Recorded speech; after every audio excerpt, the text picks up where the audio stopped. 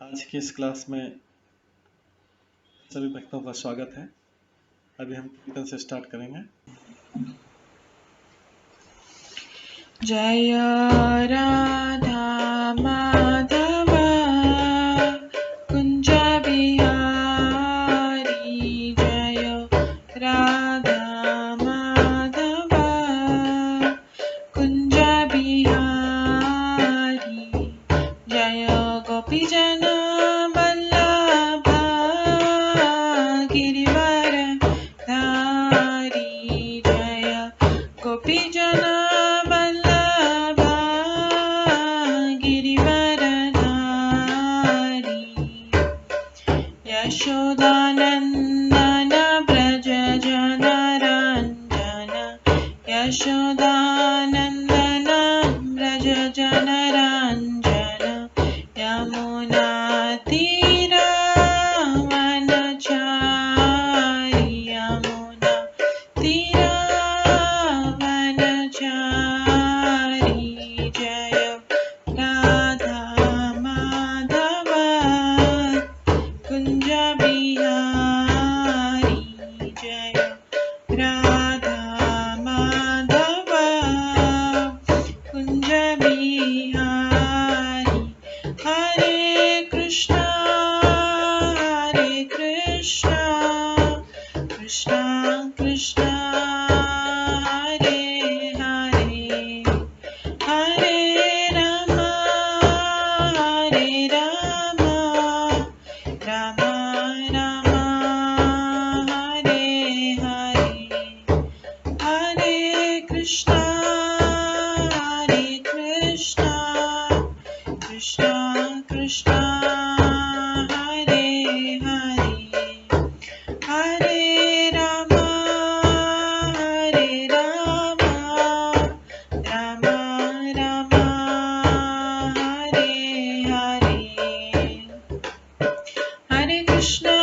कृष्णा कृष्णा हरे हरे, हरे राम राम राम हरे हरे, हरे कृष्णा कृष्णा कृष्णा हरे हरे, हरे राम राम राम हरे हरे, हरे कृष्णा कृष्णा कृष्णा हरे हरे, हरे राम राम राम हरे हरे, हरे कृष्णा कृष्णा कृष्णा हरे हरे, हरे राम राम राम हरे हरे, हरे कृष्णा कृष्णा कृष्णा हरे हरे, हरे राम राम राम हरे हरे, जय राधा माधव राधे, जय राधा गोविंद राधे, जय गौरनताय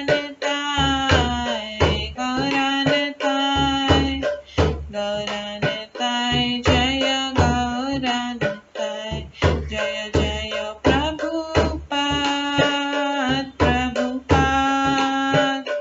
प्रभुपाद जय जय प्रभुपाद, जय जय गुरुदेव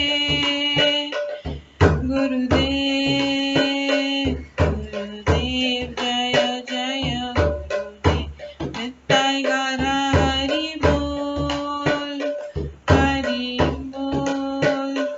हरि बोल नित्य गौर हरि बोल, गौर प्रेमानंदे हरि हरि बोल। हरे कृष्णा। आज की इस क्लास में सभी भक्तों का स्वागत है। अभी मंगलाचरण से स्टार्ट करेंगे। ॐ अज्ञानतिमिरन्धस्य ज्ञानाञ्जनशलाकया चक्षुरुन्मिलितं येन तस्मै श्रीगुरुवे नमः। श्रीचैतन्यमनोभीष्टं स्थापितं येन भूतले स्वयं रूप कदा मह्यं ददाति स्वपदान्तिकम्। वन्देऽहं श्रीगुरो श्रीयुतपदकमलं श्रीगुरुं वैष्णवांश्च श्रीरूपं साग्रजातं सहगण रघुनाथान्वितं तं सजीवं साद्वैतं सावधूतं परिजनसहितं कृष्णचैतन्यदेवं श्रीराधाकृष्णपादान् सहगण ललिता श्रीविशाखान्वितांश्च नमो विष्णुपदाय कृष्णपृष्ठाय भूतले श्रीमते भक्तिवेदान्त स्वामिन्निति नामिने। नमस्ते सरस्वती देवे गौरवाणी प्रचारिणे निर्विशेष शून्यवादी पाश्चात्य देशतारिणे। वाञ्छाकल्पतरुभ्यश्च कृपा सिन्धुभ्येव च पतितानां पावनेभ्यो वैष्णवेभ्यो नमो नमः। जय श्री कृष्ण चैतन्य प्रभु नित्यानंद श्री अद्वैत गदाधर शिवासादि गौर भक्तवृंद। हरे कृष्णा कृष्णा कृष्णा हरे हरे, हरे राम राम राम हरे हरे। ओम नमो भगवते वासुदेवाय। ओम नमो भगवते वासुदेवाय। ओम नमो भगवते वासुदेवाय। नारायणं नमस्कृत्य नरं चैव नरोत्तमं देवीं सरस्वतीं व्यासं ततो जयमुदीरये। नष्टप्रायेषु भद्रेषु नित्यं भागवत सेवया भगवते उत्तम श्लोके भक्तिर्भवति नैष्ठिकी। कृष्णाय वासुदेवाय देवकी नंदनाय च नन्दगोपकुमाराय गोविन्दाय नमो नमः। सर्ववेदान्तसारमे श्रीभागवतम् इष्यते तद्रसामृतात् नान्यत्र स्याद्रति क्वचित्। आराध्यो भगवान् ब्रजेश तनयस्तनधाम वृन्दावन रम्या काचिदुपासना व्रजवधूवर्गेण या कल्पिता। श्रीमद्भागवतं प्रमाणम् अमलं प्रेम कुमार्थमः श्रीचैतन्य महाप्रभुमतम् इदं तत्रादरो न परम्। मूकं करोति वाचालं पङ्गुलङ्घयते गिरिं यत्कृपातमहं वन्दे परमानन्दमाधवम्। हरे कृष्णा।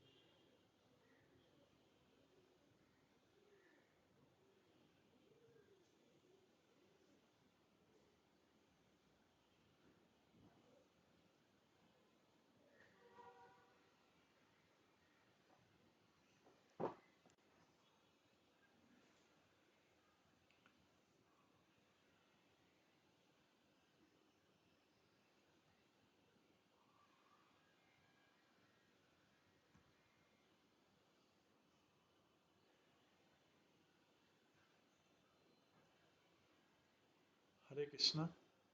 आज की इस क्लास में सभी भक्तों का स्वागत है। हम कल श्रवण करे थे श्रीमद् भागवतम के चौथे स्कंद के 24वें अध्याय से।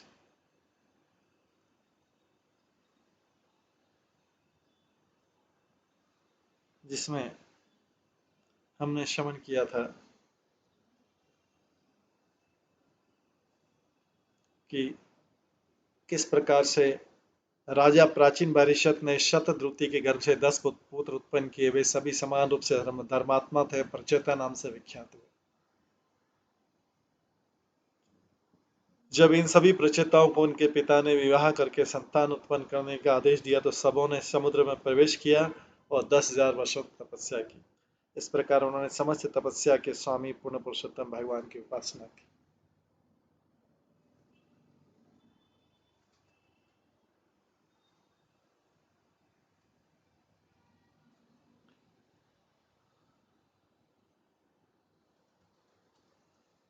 उसके बाद हमने श्रवण किया था कि यदि भले ही कोई चांडाल कुल में अर्थात मानव समाज के सबसे निचले वर्ग में भी क्यों न जन्मा हो, यदि वह भगवान के नाम का जप करता है तो वह धन्य है, क्योंकि समझा जाता है कि ऐसे जप से भक्ति यह सिद्ध कर देता है कि पिछले जन्म में उसने सभी प्रकार की तपस्याएं की।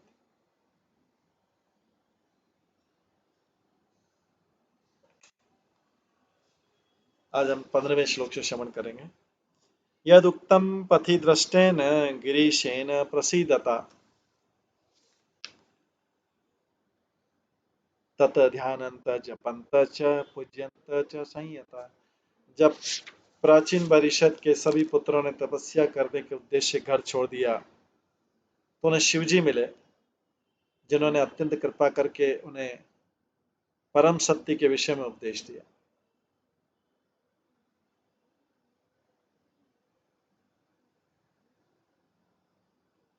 प्राचीन बरी के सभी पुत्रों ने उनके उपदेशों को अत्यंत सावधानी तथा मनोयोग से जपते तथा पूजा करते उनके विषय में ध्यान किया।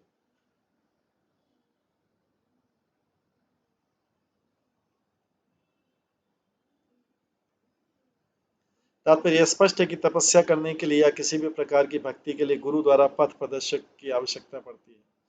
यहाँ यह स्पष्ट उल्लेख है कि प्राचीन महाराजा प्राचीन परिषद के 10 पुत्रों को शिवजी के प्रकट होने से कृपा प्राप्त हुई।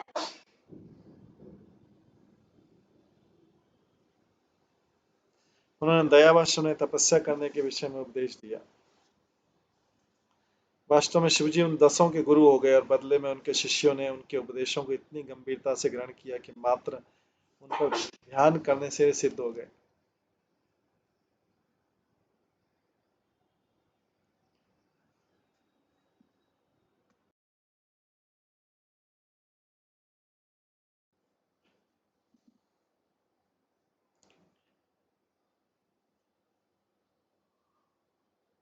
जब प्राचीन वेद के सभी पुत्रों ने तपस्या करने के उद्देश्य घर छोड़ दिया तो उन्हें शिवजी मिले, जिन्होंने अत्यंत कृपा करके उन्हें परम सत्य के विषय में उपदेश दिया।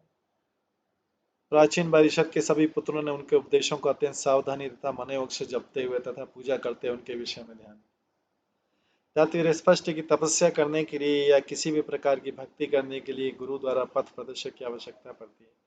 यहाँ स्पष्ट उल्लेख है कि महाराजा प्राचीन वर्ष के 10 पुत्रों को शिवजी के प्रकट होने से कृपा प्राप्त हुई और उन्होंने दयावश उन्हें तपस्या करने के विषय में उपदेश दिया।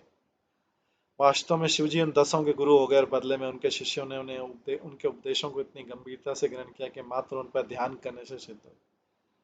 यही सफलता का रहस्य है। दीक्षा ग्रहण करके तथा गुरु से आदेश प्राप्त करके शिष्य को बिना हुचक के और गुरु के उपदेशों या आदेशों के विषय में ध्यान करना चाहिए।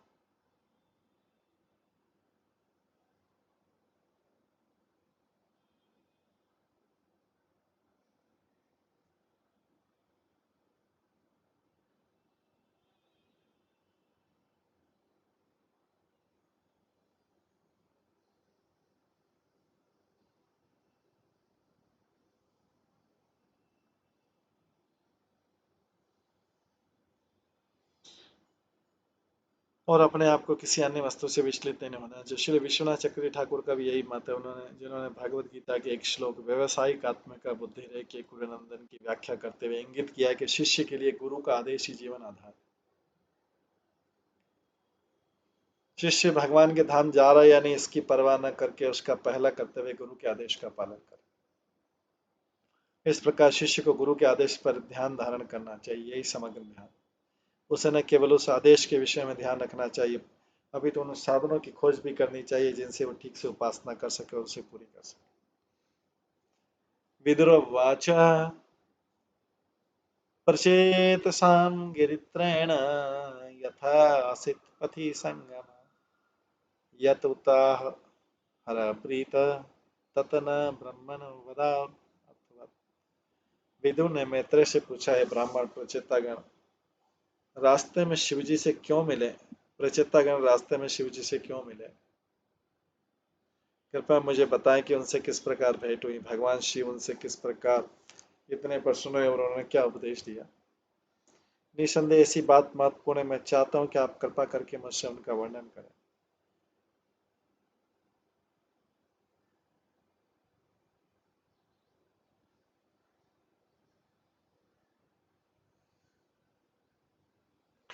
तात्पर्य, जब भी भक्त तथा भगवान के बीच उच्च भक्तों में परस्पर महत्वपूर्ण वार्ता है तो मनुष्य को उन्हें उत्सुकता से सुनना चाहिए। नैमिषारण्य की सभा में जहाँ सभी ऋषियों को सूत गोस्वामी श्रीमद् भागवतम सुना रहे थे, उनमें उनसे भी महाराजा परीक्षित तथा सुखदेव गोस्वामी की वार्ताओं के विषय में पूछा गया, क्योंकि ऋषियों का विश्वास था कि उनकी वार्ताएं भी भगवान कृष्ण तथा अर्जुन के मध्य हुई वार्ताओं के समान महत्वपूर्ण रही। जिस तरह प्रत्येक व्यक्ति भगवत गीता से पूर्णतः अवगत होना चाहता है, उसी प्रकार विदुर भी शिव तथा प्रचारताओं के बीच वार्ता के विषय में ऋषि मित्र से जानने को उत्सुक। संगम खलु विप्रर्षे शिव नेह शरीरिणाम दुर्लभो मुनियो दध्यु।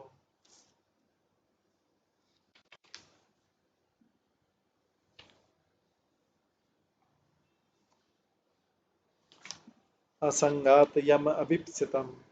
विदुर ने आगे कहा, ब्राह्मण श्रेष्ठ देहधारियों के लिए शिवजी के साथ संपर्क कर पाना अत्यंत कठिन।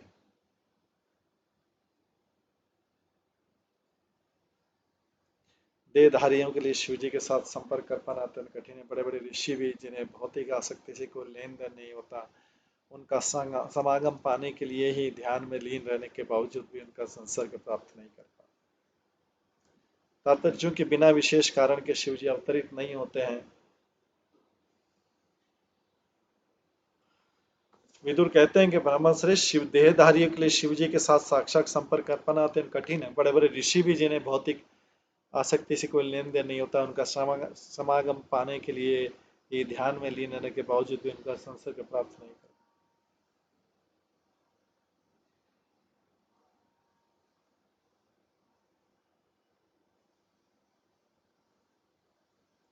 तात्पर्य, चूंकि बिना विशेष कारण के शिवजी अवतरित नहीं होते हैं, अतः सामान्य व्यक्ति का उनसे संपर्क कर पाना कठिन है।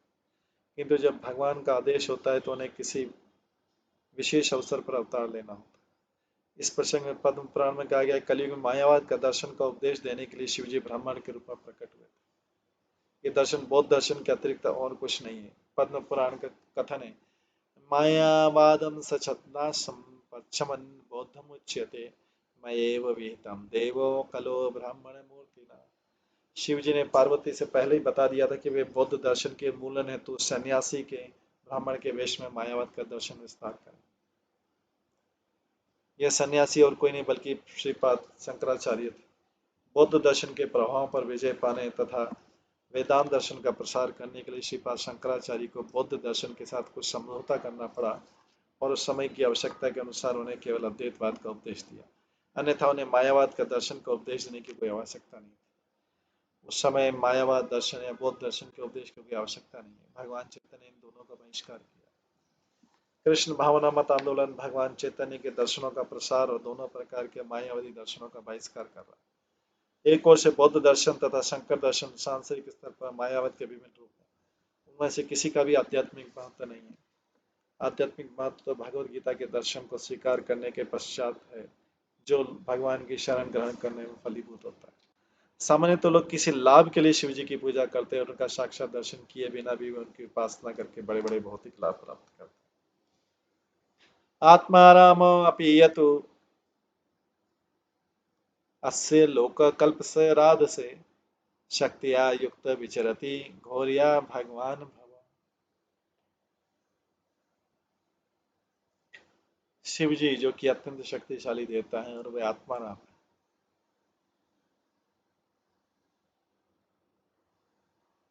शिव जी जो अत्यंत शक्तिशाली देवता है और वे आत्मा राम है, जिनका नाम भगवान विष्णु के ही बाद आता है। यद्यपि उन्हें इस भौतिक जगत में किसी वस्तु की कोई आकांक्षा नहीं है, किंतु वे संसारी लोगों के कल्याण कार्य में सदैव व्यस्त रहते हैं और अपनी घोर शक्तियां जैसे काली और देवी दुर्गा के साथ रहते हैं।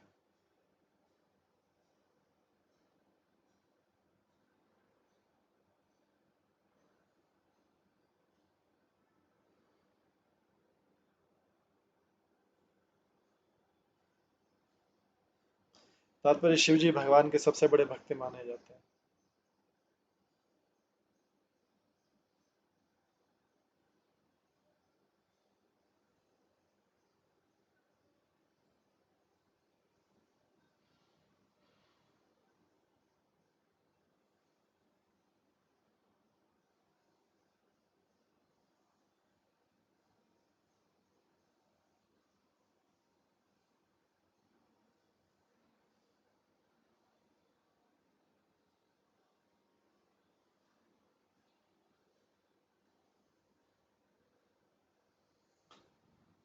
शिव जी भगवान के सबसे बड़े भक्त माने जाते हैं। वे सभी प्रकार के वैष्णवों में श्रेष्ठ माने जाते हैं। वैष्णवा नाम यथा शंभु।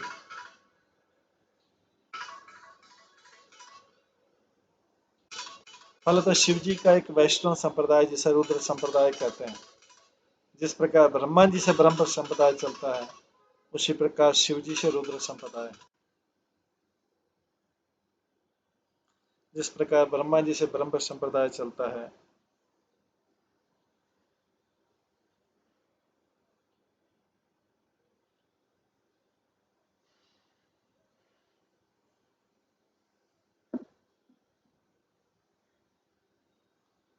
उसी प्रकार शिव जी से रुद्र संप्रदाय। जैसा कि श्रीमद् भागवतम में कहा गया, शिव जी 12 महाजनों में से एक है। स्वयंभू नारद शंभु कुमार कुमार कपिलो मनो प्रहलादो जनको भीष्मो बाली वेरियास किर किरवयम। ईश्वर की भक्ति का उपदेश करने वाले 12 महाजन हैं। शंभु का अर्थ है शिव जी। उनकी शिष्य परंपरा विष्णु स्वामी संप्रदाय से नाम से भी ज्ञात है और वर्तमान विष्णु स्वामी संप्रदाय को वल्लभ संप्रदाय भी कहते हैं। वर्तमान ब्रह्म संप्रदाय मध्य गौड़ी संप्रदाय कहलाता है। यद्यपि शिव जी मायावाद दर्शन का उपदेश देते प्रतीत होते हैं, किंतु शंकराचार्य के रूप में अपनी लीलाओं के अंत में उन्होंने वैष्णव भज गोविंदम भज गोविंदम भज गोविंदम मूड बटे का भी उपदेश दिया। उन्होंने भगवान कृष्ण या गोविंद की पूजा के विषय में श्लोक में 3 बार बल दिया है और उन्होंने अपने शिष्यों को आगाह किया कि मात्र शब्द जाल तथा व्याकरणिक गुत्थियों के द्वारा मुक्ति प्राप्त नहीं कर सकते। यदि कोई सचमुच मुक्ति चाहता है तो उसे भगवान कृष्ण की पूजा करनी चाहिए। यही श्री पदाचार्य शंकराचार्य का अंतिम उपदेश।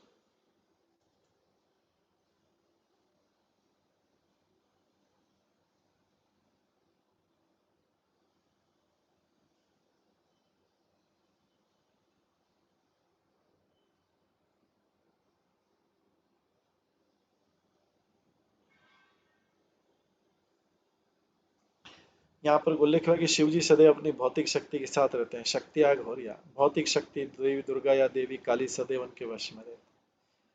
देवी काली तथा दुर्गा समस्त असुरों को मारकर उनकी सेवा करती है।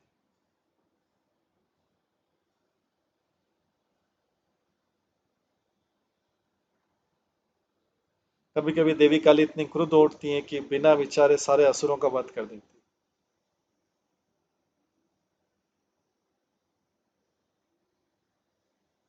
देवी काली के सर्वाधिक प्रचलित चित्र में उन्हें असुरों के मुंडों की माला पहने और बाएं हाथ से एक सिर को पकड़े थे तो दाएं हाथ में एक विशाल खड्ग रूप दिखाया। महान युद्ध काली द्वारा असुरों के विनाश के प्रतीक स्वरूप और वास्तव में देवी काली द्वारा किए जाते। सृष्टि स्थिति प्रलय साधन शक्ति रेखा। असुर लोग भौतिक वैभव से पूजा द्वारा या देवी काली या दुर्गा को प्रसन्न रखना चाहते हैं।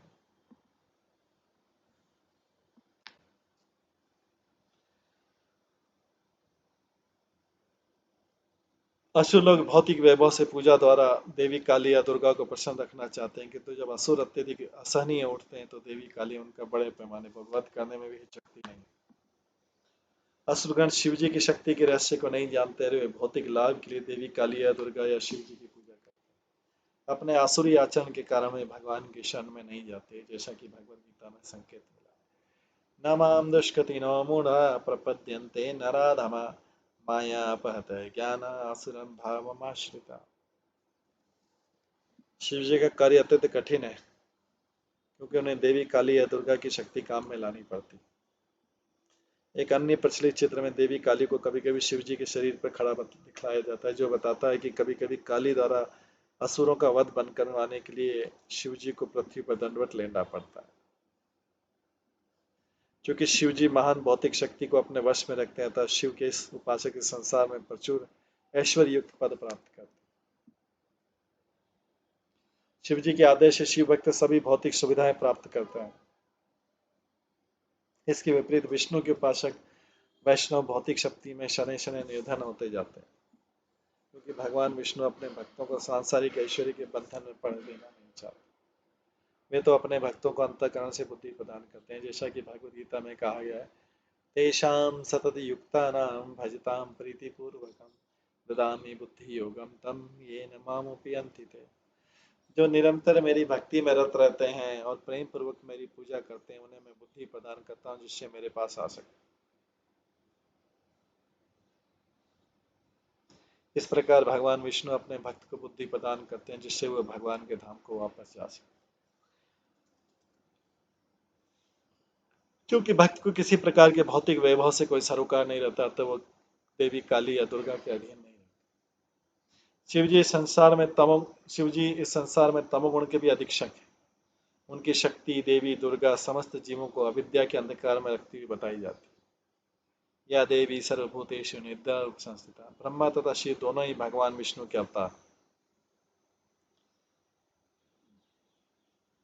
किंतु ब्रह्मा को सृष्टि का भार सौंपा गया है, जबकि शिव जी का संहार, जिसे वे अपनी भौतिक शक्ति देवी काली या देवी दुर्गा की सहायता से पूरा करते हैं। इस प्रकार इस श्लोक में शिव जी को ध्वंसक शक्तियों के साथ रहते बताया गया है कि वस्तुतः स्थिति भी यही है। मैत्रेयवाच प्रचेतस पितृवाक्यं शिरसादाय साधवः दिशं प्रतीचिं प्रयसु तपसि आद्यचेतसः।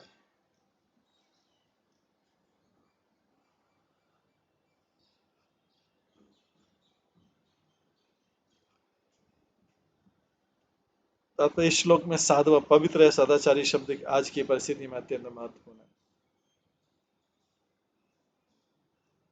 ये साधु शब्द से निकला है कि पूर्ण साधु हुआ है जो भगवान की भक्ति में सदैव लगा रहता है। प्राचीन बहरी के पुत्रों को साधवा कहा गया, क्योंकि पिता की आज्ञाकारी थे।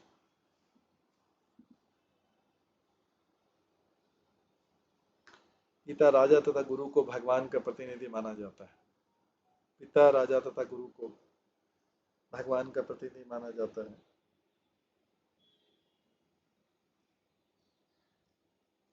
अतः उनका भगवान के समान आदर किया जाना चाहिए।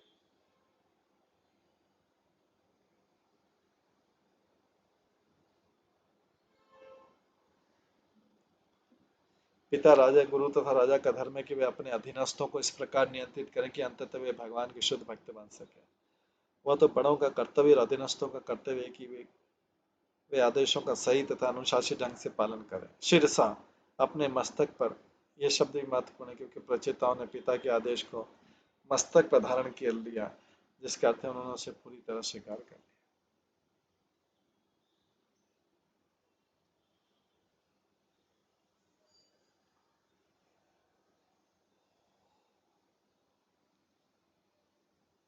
स समुद्रम उपमिस्त्रेण अपश्यंशु महतसर महत मन इव स्वच्छम प्रसन्न सलिल आशयम्।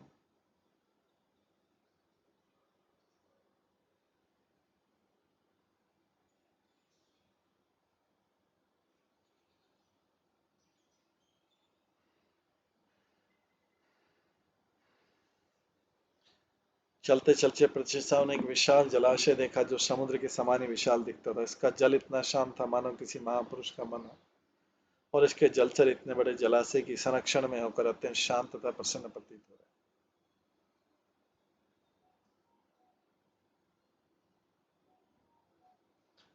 समुद्र का थे समुद्र के निकट। ये जलाशय खाड़ी के समान था क्योंकि समुद्र के निकट ही था।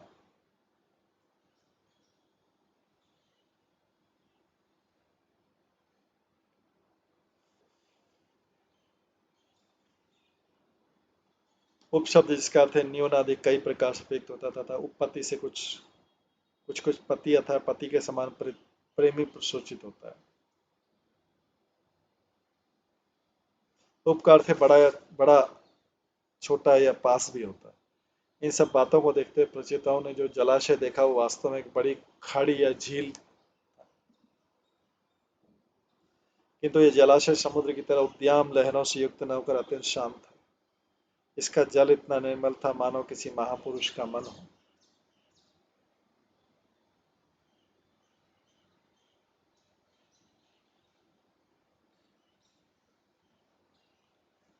ज्ञानी योगी भक्ति ये सब महापुरुष अथवा शुद्ध भक्त जो महान आत्माएं भी कहलाते हैं किंतु हैं अत्यंत दुर्लभ।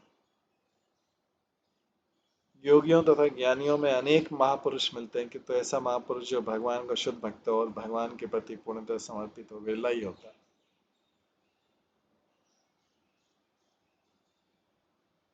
स महात्मा सुदुर्लभ है।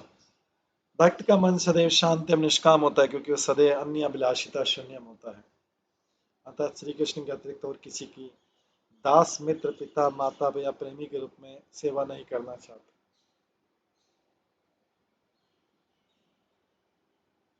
कृष्ण की निरंतर संगति करने के कारण भक्त सदैव अत्यंत शांत रहता है। वह यह भी महत्वपूर्ण बात है कि इस जलाशय के सराहनीय प्राणी भी अत्यधिक शांत थे। जो कि भक्त के शिष्य महापुरुष की शरण में रहते हैं वे परम शांत हो जाते हैं और भव सागर की लहरों से विचलित नहीं होते। इस भौतिक संसार को प्राय अज्ञान सागर कहा जाता है। ऐसे सागर की प्रत्येक वस्तु विचलित होती है।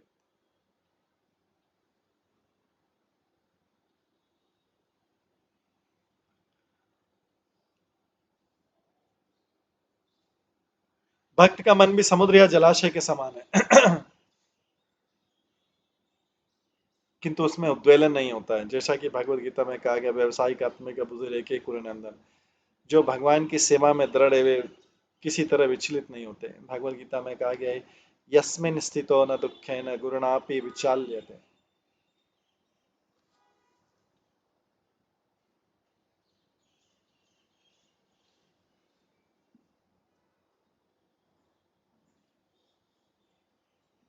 यदि जीवन में विफलता भी आए तो भक्त विचलित नहीं होता। अतः जो महापुरुष या भक्त की शरण ग्रहण करता है वह शांत हो जाता है। चेतन चरितमृत में कहा गया है, कृष्ण भक्त निष्काम अतएव शांत। कृष्ण का भक्त सदैव शांत रहता है क्योंकि वह निष्काम होता है, किंतु योगी कर्मी तथा ज्ञानी अनेक इच्छाओं से पूर्ण होता है। कोई ये तर्क कर सकता है कि भक्त भगवान के धाम जाना चाहते हैं अतः वे भी इच्छाओं से पूर्ण होते हैं। कोई तर्क कर सकता है कि भक्त भगवान के धाम जाना चाहते हैं अतः वे भी इच्छाओं से पूर्ण होते हैं, किंतु ऐसी इच्छाओं से उनके मन विक्षुब्ध नहीं होते। यद्यपि भक्त भगवान के धाम जाना चाहते हैं किंतु वह जीवन की सभी परिस्थितियों में प्रसन्न रहता है।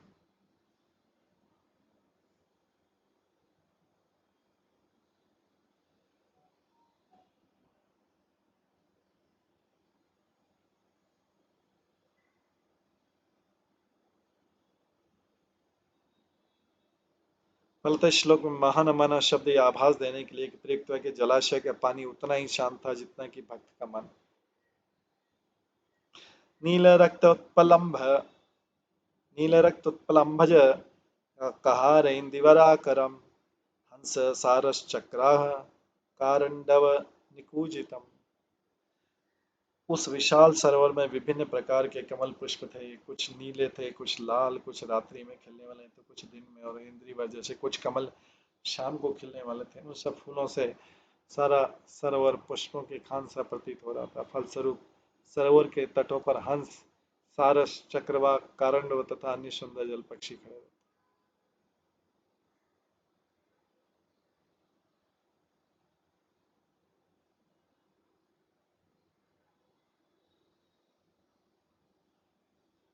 इस श्लोक में आकरम खान शब्द महत्वपूर्ण है, क्योंकि जलाशय इसी खान के सदस्य लग रहा था जिसमें विभिन्न प्रकार के कमल उत्पन्न होते हैं। कुछ कमल तो दिन में खिलने वाले थे, कुछ रात्रि में और कुछ सायंकाल खिलने वाले थे, और तदनुसार उनके नाम तथा रंग भिन्न भिन्न थे। ये सभी फूल सरोवर में विद्यमान थे और सरोवर शांत था तथा कमल पुष्पों से पूरित था। अतः हंस, चक्रवाक तथा कारंड जैसे पक्षी किनारों पर खड़े थे और विभिन्न प्रकार के गीत गा रहे थे, जिससे सारा दृश्य मनोरम लगता था। जिस प्रकार प्रकृति के तीन गुणों के मेल से भिन्न भिन्न प्रकार के मनुष्य होते हैं, उसी प्रकार पक्षी, वृक्ष, भौरें भी भिन्न भिन्न प्रकार के होते हैं। भौतिक प्रकृति के तीनों गुणों के अनुसार ही सारी वस्तुएं विभाजित है। हंस तथा सारस जैसे पक्षी जो स्वच्छ जल तथा कमल पुष्पों का आनंद उठाते हैं, गंदे स्थानों पर बैठने वाले कौवों से पृथक। इसी प्रकार मनुष्य हैं, वे रजोगुणी तथा तमोगुणी होते हैं, और सतोगुणी भी। ये सृष्टि इतनी विचित्र है कि प्रत्येक समाज में भिन्नता है, और इस प्रकार कमल पुष्पों से पूरित इस विशाल सरोवर के तट पर सभी उत्तम पक्षी आनंद ले रहे हैं।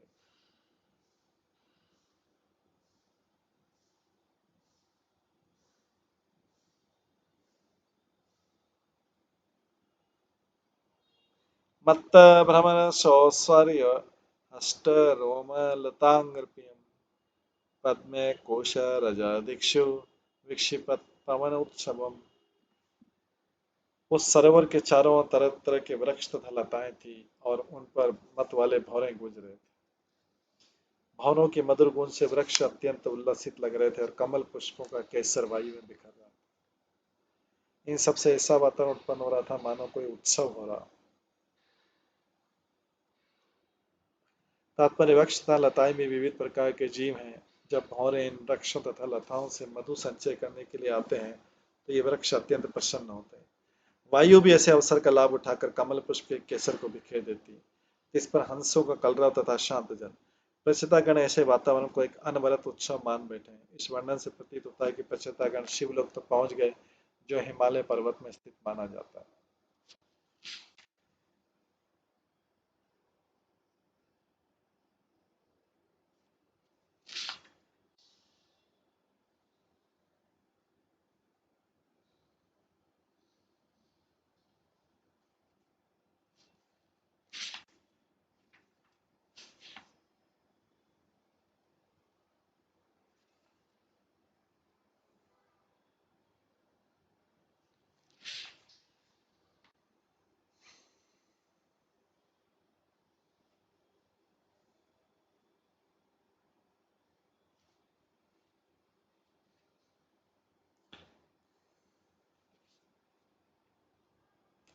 तत्र गान्धर्वम् आकर्ण्य दिव्यमार्गमनोहरं विस्मयो राजपुत्रा ते मृदंगपणवादि अनु। जब राजा के पुत्रों ने मृदंग तथा पणों के साथ साथ अन्य राग रागिनियों की कनिपुनी ध्वनि सुनी, तो वे अत्यंत विस्मित हुए। तात्पर्य, सरोवर के निकट विभिन्न फूल तथा जीव तो थे ही, उनके अन्य प्रकार की राग रागिनियां सुनाई पड़ रही थी। कहाँ यह दृश्य, कहाँ निर्विशेषवादियों का अनेक रूपता से हीन शून्यवाद। वास्तव में मनुष्य को सच्चिदानंद की सिद्धि प्राप्त करनी होती है, क्योंकि निर्विशेषवादी सृष्टि की इन विविध रूपों को स्वीकार नहीं करते हैं, अतः वे दिव्य आनंद का भोग नहीं कर सकते। प्रचेतानंद जिस स्थान पर पहुंचे थे, वो शिव का धाम था। निर्विशेषवादी सामान्यतः शिव के उपासक होते हैं, किंतु शिव जी कभी भी अपने धाम में विविधता के बिना नहीं रहते। इस प्रकार मनुष्य चाहे जहाँ जाए, चाहे शिव, विष्णु, ब्रह्मलोक को जाए, ज्ञान तथा आनंद से पूर्ण मनुष्य को सर्वत्र अनेक रूपता दिखाई पड़ेगी।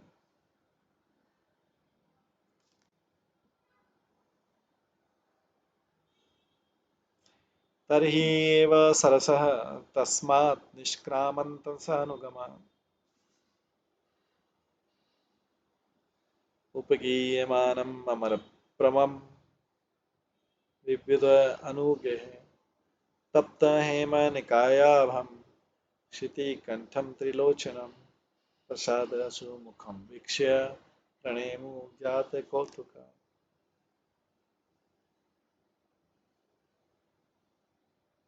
प्रचितागण भाग्यवान थे कि उन्होंने प्रमुख देव शिव जी को उनके पार्षदों सहित जल से बाहर आते हुए देखा।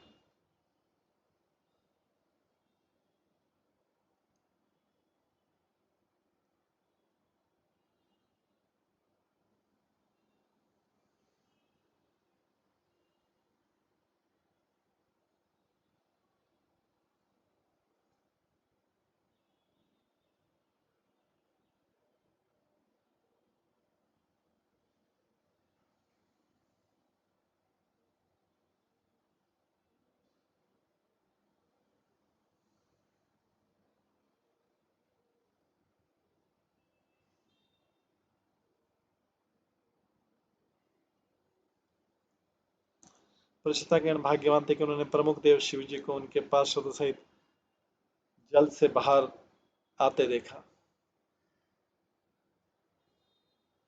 उनकी शारीरिक कांति तपे और सोने के समान थी, उनका कंठ नीला था और उनके 3 नेत्र थे जिन पे वे भक्तों पर कृपा दृष्टि डाले थे।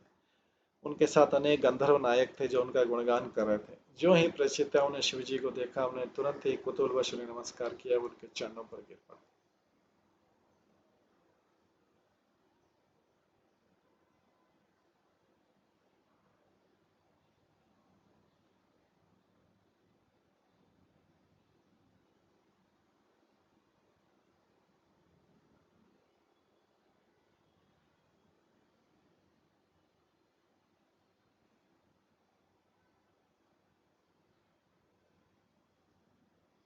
तात्पर्य विभुदान और आगे शब्द बताता है कि शिव जी के साथ सदैव गंधर्व तथा किन्नर जैसे स्वर्गवासी रहते हैं।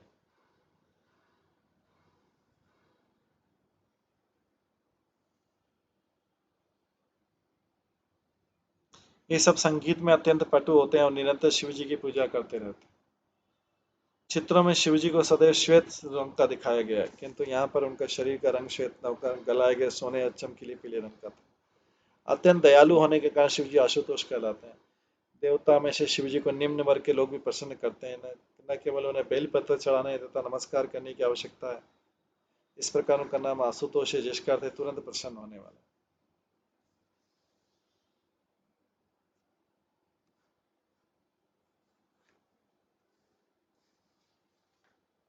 सामान्य तो जो लोग भौतिक संपन्नता चाहते हैं वे ऐसे वरदान के लिए शिव जी के पास जाते हैं। उनके अत्यंत दयालु होने के कारण भक्तों को मनवांछित फल देते हैं। असुरगण इसकी इन उदारता का लाभ उठाते हैं और कभी कभी उनसे ऐसा वर प्राप्त करते हैं जो अन्यों के लिए अत्यंत घातक होता है।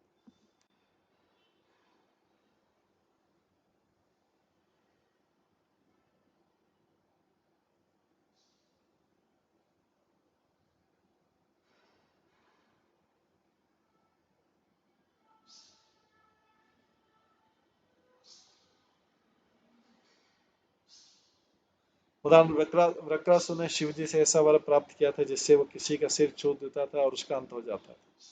यद्यपि शिव जी कभी कभी अपने भक्तों को ऐसे उदारता पूर्वक वर प्रदान करते हैं, किंतु कठिनाई है कि कभी कभी असुरगण कपटी होने के कारण ऐसे वरों का दुरुपयोग करना चाहते हैं। उदाहरण वृकासुर ने वर प्राप्त करके शिव जी के सिर का स्पर्श करना चाहा, किंतु विष्णु के भक्त कभी भी ऐसे वर की इच्छा नहीं रखते। न ही विष्णु अपने भक्तों को ऐसा वर देते हैं जिससे संसार भर में शांति फैले। सतान प्रपन्न आरतीहर भगवान धर्म वत्सल धर्म ज्ञानशील संपन्नान प्रीत प्रीतान उवाच। शिव जी प्रचेताओं से अत्यंत प्रसन्न हुए क्योंकि सामान्यतः शिव जी पवित्र तथा सदाचारी पुरुषों के रक्षक। राजकुमारों से अत्यंत प्रसन्न होने के कारण वो इस प्रकार बोले। तात्पर्य भगवान विष्णु या कृष्ण भक्त वत्सल कहलाते हैं। यहाँ पर शिव जी को धर्म वत्सल कहा गया। धर्म वत्सल व्यक्ति उस व्यक्ति का द्योतक है जो धार्मिक नियमों के अनुसार जीवन बिताता है। फिर भी इन दो शब्दों का अतिरिक्त महत्व है। कभी कभी शिव जी का पाला ऐसे व्यक्तियों से पड़ता है जो रजोगुण तथा तमोगुणी होते हैं। ऐसे व्यक्ति सदैव ही धार्मिक नहीं होते और न ही उनके कार्य पवित्र होते हैं।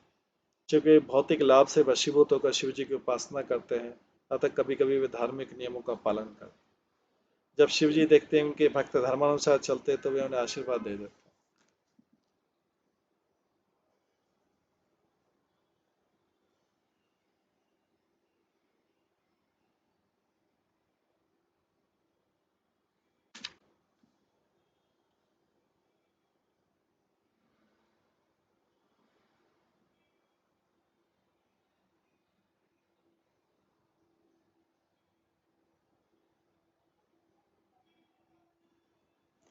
प्राचीन मरी के पुत्र प्रचितागण स्वभाव से अत्यंत पवित्र एवं भद्र थे, अतः शिवजी उन पर तुरंत प्रसन्न हो गए। शिवजी समझ गए कि ये राजकुमार किसी वैष्णव के पुत्र हैं, अतः शिवजी ने पूर्ण पुरुषोत्तम भगवान की इस प्रकार प्रार्थना की।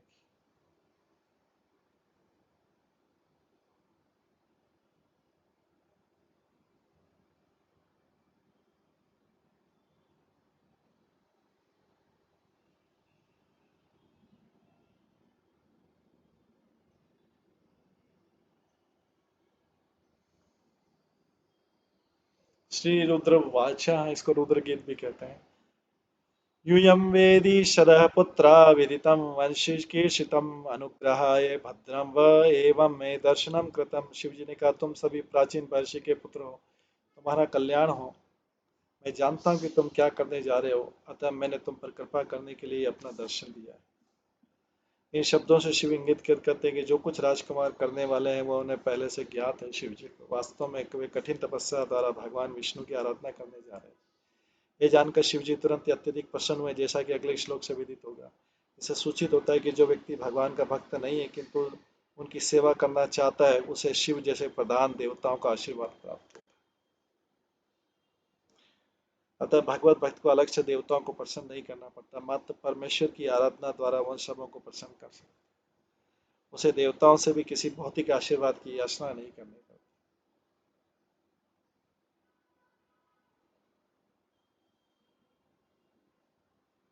क्योंकि देवतागण प्रसन्न होकर स्वतः सब कुछ प्रदान करते हैं। देवता तो भगवान के दास से आते हुए सभी प्रकार से भक्तों की सहायता के लिए उद्यत रहते हैं। इसलिए श्री बिल्वमंगन ठाकुर ने कहा, यदि मनुष्य परमेश्वर की शुद्ध भक्ति करता है तो भौतिक ऐश्वर्य प्रदान करने वाले देवों की तो बात दूर रही, मुक्ति की देवी तक उसकी सेवा के लिए तैयार रहे।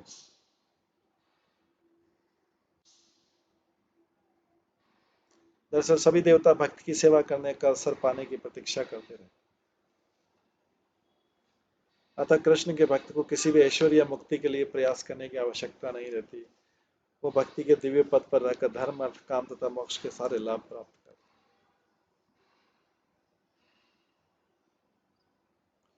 यह परम हंसाक्षात् त्रिगुणात् जीव संगीतात् भगवंतम वासुदेवम प्रपन्ना स प्रियो हि मैं। शिव जी ने आगे कहा, जो व्यक्ति प्रकृति तथा जीवात्मा में से प्रत्येक का अधिष्ठाता भगवान कृष्ण के शरणागत है, वो वास्तव में मुझे अत्यधिक प्रिय।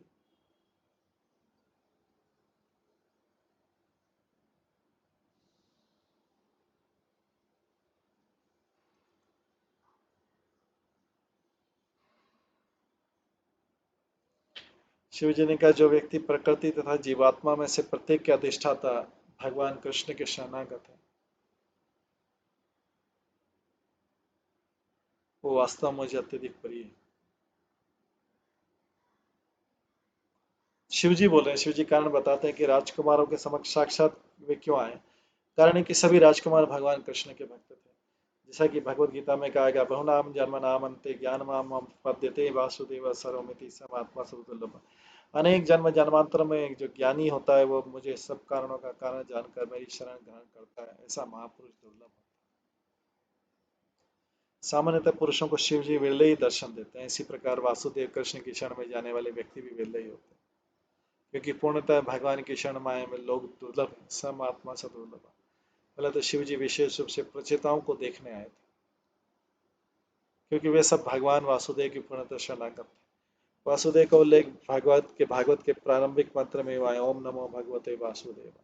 चूंकि वासुदेव चरम सत्य है, अतः शिव जी स्पष्ट कहते हैं कि जो भगवान वासुदेव का भक्त है और श्री कृष्ण का शरणागत है, मुझे अत्यंत प्रिय है। भगवान वासुदेव कृष्ण न केवल सामान्य जनों द्वारा पूज्य, वरन शिव, ब्रह्मा तथा अन्य देवता भी उनकी पूजा करते हैं।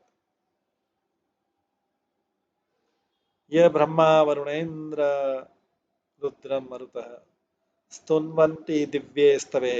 कृष्ण की पूजा ब्रह्मा, शिव, वरुण, इंद्र, चंद्र तथा अन्य सभी देवता करते हैं। ये याल भक्तों का है।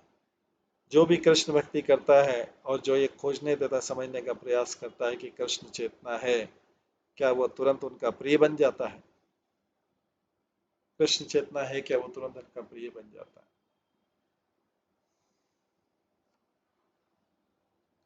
इसी प्रकार सभी देवता इसकी ताक में रहते कि कौन सचमुच भगवान वासुदेव की शरण में। चूंकि प्रचेता राजकुमार वासुदेव के शरणागत है, तो शिव जी इच्छा पूर्वक उनसे भेंट करने आए। भगवद गीता में भगवान वासुदेव श्री कृष्ण को पुरुषोत्तम कहा गया।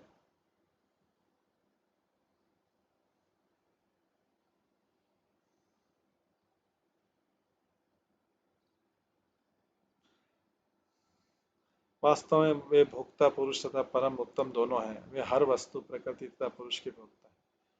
प्रकृति के तीनों गुणों के प्रभाव से जीवात्मा प्रकृति पर अधिकार जताना चाहता है, किंतु वो वास्तविक भोक्ता न होकर प्रकृति, इसका वर्णन भगवद गीता में हुआ। अपरियमितमन्नाम प्रकृति विद्धि में पराम, इस प्रकार जीव वास्तव में प्रकृति या परमेश्वर की तटस्थ शक्ति, भौतिक शक्ति के संग होने से, माया के संग होने से वो प्रकृति पर अधिकार करना चाहता है। भगवद गीता में इसकी पुष्टि हुई, मम वंशो जीव लोके जीव भूत सनातन मन शस्त्राणी इंद्रियाणी प्रकृति स्थानी कर सकी। इस बद्ध संसार में जीवात्मा मेरे शाश्वत अंग स्वरूप है। मैं बद्ध जीवन के कारण मन समेत छह इंद्रियों से संघर्ष करती रही।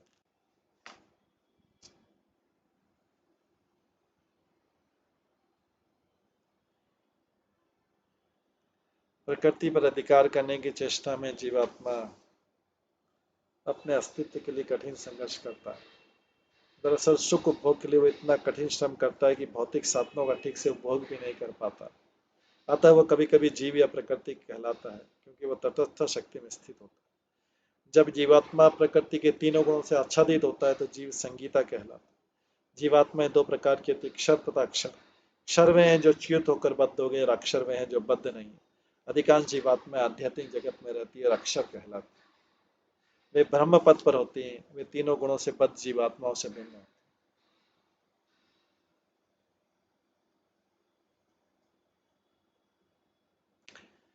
क्षर तथा अक्षर इन दोनों से ऊपर होने के कारण भगवान श्री कृष्ण अथवा वासुदेव को भगवद गीता में पुरुषोत्तम कहा गया। निर्विशेषवादी वसुदेव को निर्गुण ब्रह्म बताते हैं, किंतु वास्तव में निर्गुण ब्रह्म कृष्ण के अधीन होता है, जिसकी पुष्टि भगवद गीता में हुई। ब्रह्मणो ही प्रतिष्ठा था। ब्रह्म संहिता में पुष्टि हुई कि श्री कृष्ण ही निर्गुण ब्रह्म के स्तर होते हैं। यस्य प्रभा प्रभवतो जगदंड कोटि। निर्गुण ब्रह्म श्री कृष्ण के शारीरिक तेज के अतिरिक्त कुछ भी नहीं है, और इस तेज की किरणों के असंख्य ब्रह्मांड तेरह है। इस तरह सभी प्रकार से वासुदेव कृष्ण परमेश्वर है, और शिव जी भगवान के शरणागतों पर प्रसन्न, परम प्रसन्न है। श्री कृष्ण यही चाहते हैं कि संपूर्ण भक्ति, संपूर्ण समर्पण पूर्ण हो, जैसा कि भगवद गीता के अंतिम अध्याय में बताया गया, सर्वधर्मान परित्यज्य माम एकम शरणम।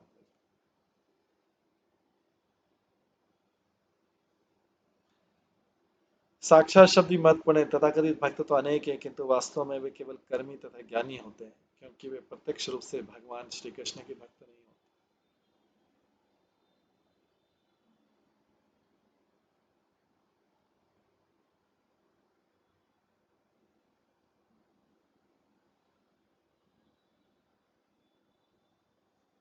साक्षात शब्द ही महत्वपूर्ण है। तथाकथित भक्त तो अनेक है, किंतु वास्तव में वे केवल कर्मी तथा ज्ञानी होते हैं, क्योंकि वे प्रत्यक्ष रूप से भगवान श्री कृष्ण के भक्त नहीं होते। कभी कभी कर्मी अपने कर्म का कर्मफल वसुदेव को अर्पित कर देते हैं, जो कर्म अर्पणम कहलाता है। ये सकाम कर्म माने जाते हैं, क्योंकि कर्मी जन भगवान विष्णु को भी शिव तथा ब्रह्मा जैसा देवता मानते हैं। चूंकि वे विष्णु को देवताओं के समान पद पर मानते हैं, अतः उनके अनुसार देवताओं के प्रति समर्पण वासुदेव के प्रति समर्पण जैसा। किंतु यहाँ पर इस मत का तिरस्कार हुआ है, क्योंकि यदि यह सत्य होता है तो शिव जी कहते हैं मुझ में वासुदेव विष्णु या ब्रह्मा में समर्पण एक ही है। किंतु शिव जी ऐसा नहीं करते, क्योंकि वे स्वयं वासुदेव की शरण में जाते हैं, और जो कोई भी वासुदेव की शरण में जाता है वो उन्हें परम प्रिय है। यहाँ पर इसका स्पष्ट वर्णन है। निष्कर्ष ये कि शिव का भक्त शिव को प्रिय नहीं, किंतु भगवान कृष्ण का भक्त शिव को अत्यंत प्रिय।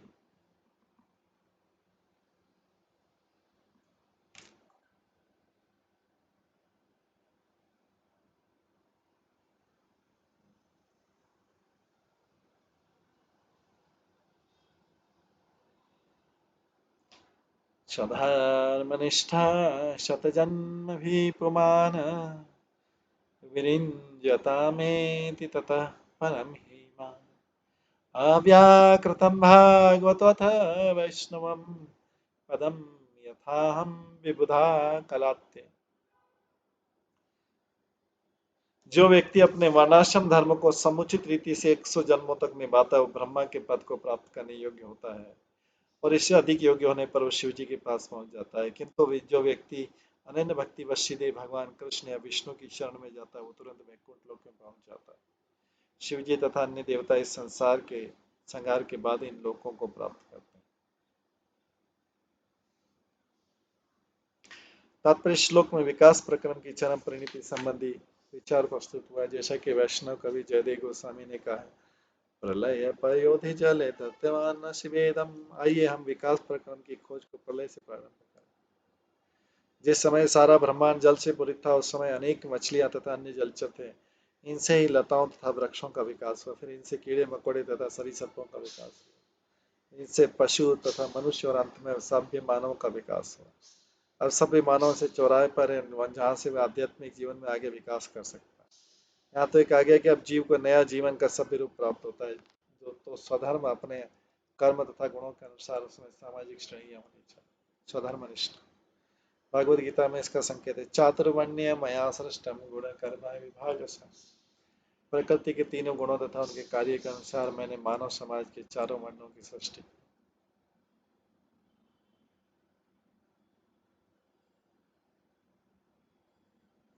सभ्य मानव समाज में ब्राह्मण, क्षत्रिय, वैश्य तथा शूद्र चार वर्ण होने चाहिए और प्रत्येक व्यक्ति को अपने अपने वर्ण के अनुसार कर्म करना चाहिए। और ये कहा गया है कि सधर्मनिष्ठ कि ब्राह्मण, क्षत्रिय, वैश्य या शूद्र होने से कोई अंतर नहीं पड़ता। यदि कोई अपने पद पर अटल रहे और अपना विशिष्ट कार्य को करे तो सभ्य मनुष्य समझा जाता है, अन्यथा वह पशु तुल्य। यहाँ यह भी कहा गया कि जो भी स्वधर्म को 100 जन्मों तक संपन्न करता है वो ब्रह्मलोक में जाने का अधिकारी बन जाता है। इसी तरह शिवलोक या सदालोक, शिवलोक भी है जो आध्यात्मिक तथा भौतिक जगत की सीमा पर स्थित है। यदि ब्रह्मलोक में स्थित रहने के कारण कोई अधिक योग्य बन जाता है तो सदाशिव लोक को भेज दिया जाता है। इसी प्रकार यदि कोई और भी योग्य हो जाता है तो वैकुंठ लोक को जा सकता है।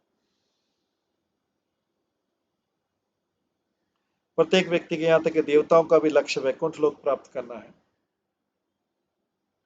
और एक निष्काम भक्त यदि भौतिक लाभ की इच्छा न रखता हो तो इसे पा लेता है। जैसे कि भगवत गीता में संकेत है, कार्य भले कोई ब्रह्मलोक को कोई क्यों न प्राप्त कर ले, किंतु भौतिक कष्टों से उसे छुटकारा नहीं मिल पाता।